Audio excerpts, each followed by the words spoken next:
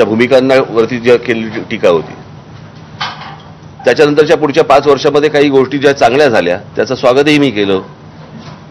जसं 370 कलम रद्द होणं, राम मंदिर सारखा एक विषय, इतका मोठा विषय. म्हणजे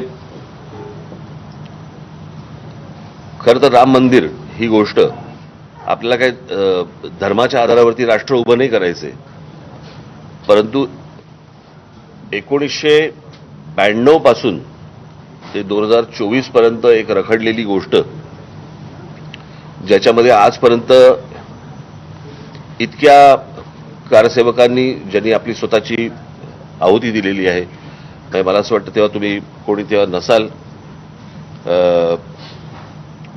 त्यावेळेला दूरदर्शनवरती एक काही स्लॉट्स यायचे वेगवेगळ्या काही चॅनल्सचे अर्ध्या तासाचे.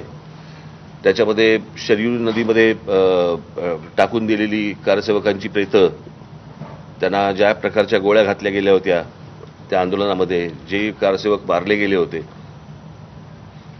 मला असं वाटतं त्या सगळ्या कारसेवकांचे आत्मे शांत झाले असतील आणि ते राम मंदिर उभं राहिल्यावरती. आणि एक निश्चित, जर इतक्या वर्ष प्रलंबित राहिलेला प्रश्न जर नरेंद्र मोदी नसते, जरी सुप्रीम कोर्टाने आदेश दिलेला असला तरी, जर ते नसते तर राम मंदिर उभंच राहू शकलं नसतं. हा तसा अनेक जसे पेंडिंग विषय आहेत तसा हा एक तसाच राहून गेला असता विषय. सो एनआरसीचा विषय असेल, राम मंदिराचा असेल, 370 कलम असेल, अनेक गोष्टींवरती मी त्या वेळेला स्वागतही केलं, अभिनंदनही केलं.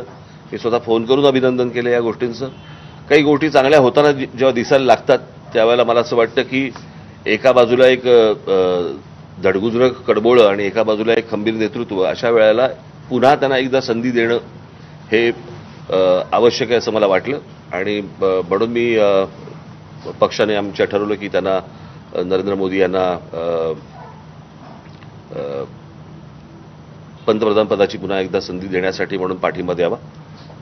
अर्थात महाराष्ट्रासाठीच्या म्हणून आमच्या काही मागण्या आहेत, त्या त्यांच्यापर्यंत जातीलच, त्यांच्यापर्यंत पोहोचल्या जातीलच. त्याच्यामध्ये